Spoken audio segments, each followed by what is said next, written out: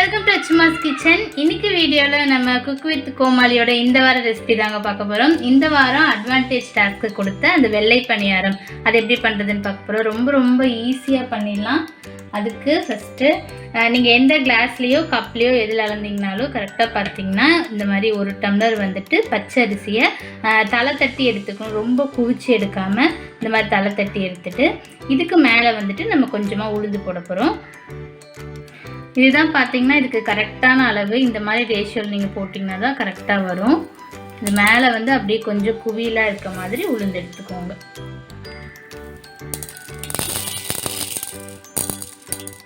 அவ்வளோதான், இதுதான் கரெக்டான அளவு. இப்போ இதை வந்து நம்ம நல்லா ஒரு 2 to 3 times வாஷ் பண்ணிவிட்டு ஒரு 2 to 3 hours மினிமம் வந்து பார்த்தீங்கன்னா 2 hours ஊற வச்சுக்கோங்க. மேக்ஸிமம் 3 hours ஆனாலும் பிரச்சனை இல்லை. இப்போ இதை நல்லா வாஷ் பண்ணிவிட்டு நம்ம ஊற வச்சிடலாம். நல்லா வாஷ் பண்ணியாச்சு. இது வந்து ஒரு 2 to 3 hours போல் ஊறட்டும் நல்லா.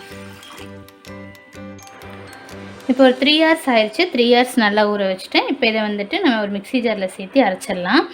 நிறைய அரிசி போடுறீங்க உளுந்து போடுறீங்கன்னா நீங்கள் கிரைண்டரில் அரைச்சிக்கோங்க. நம்ம கம்மியாக போட்டிருக்கனால நம்ம மிக்ஸி ஜார்லேயே சேர்த்து அரைச்சிக்கலாம்.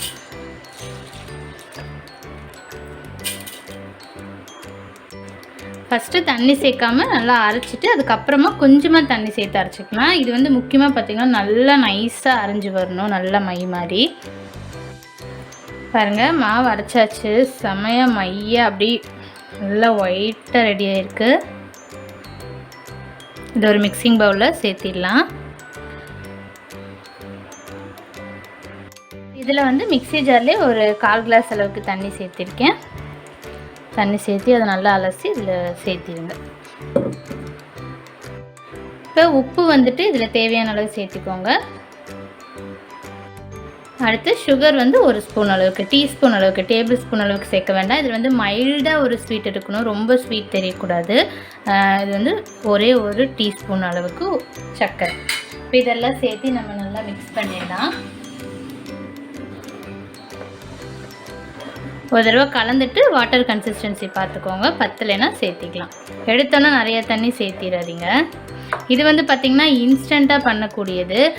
இது வந்து நமக்கு ரொம்ப நேரம் வந்துட்டு இது எப்படி சொல்கிறது, ரொம்ப நேரம் நம்ம பொங்க வைப்போம் இல்லையா, இட்லி தோசைக்கெலாம் வந்து மாவு ஆட்டிட்டு அந்த மாதிரிலாம் வந்துட்டு விடணும் அப்படின்னு கிடையாது. இந்த மாவு கரைச்ச உடனே இன்ஸ்டண்ட்டாக உடனே நம்ம வந்து அந்த அப்பம் ஊற்றிடலாம்.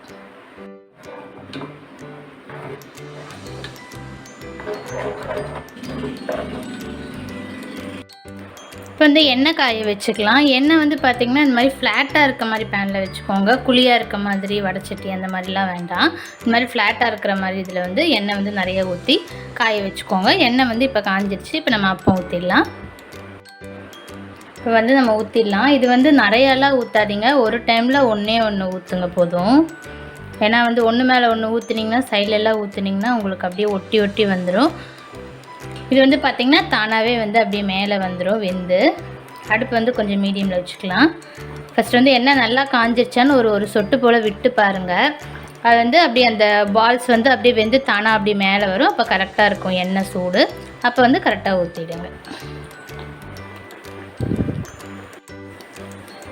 பாருங்கள், தானாக மேலே வந்திருக்கு, சுத்தமாக ஒட்டாது. இப்போ அப்படியே மெதுவாக திருப்பிடலாம்.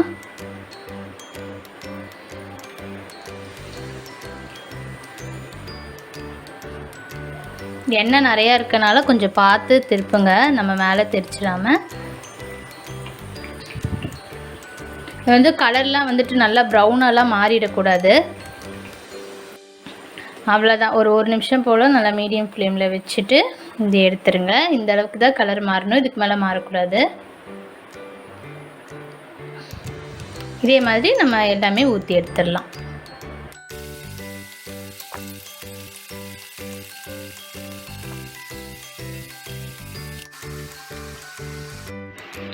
ஓகே ஃப்ரெண்ட்ஸ், சூப்பரான இந்த வெள்ளை பணியாரம் நீங்களும் கண்டிப்பாக ட்ரை பண்ணி பாருங்கள். இதுக்கு செமையான காம்பினேஷன் அப்படின்னா வந்து கார சட்னி, மிளகாய் சட்னி அதெல்லாம் தான். அது வச்சு சாப்பிட்டிங்கன்னா சூப்பராக இருக்கும். இது மாதிரி நீங்களும் ட்ரை பண்ணி பாருங்கள். ட்ரை பண்ணி பார்த்து எப்படின்னு உங்கள் கமெண்ட்ஸ் அண்ட் ஃபீட்பேக் சொல்லுங்கள். மறக்காமல் லைக், ஷேர் அண்ட் சப்ஸ்கிரைப் பண்ணுங்கள். தேங்க்யூ.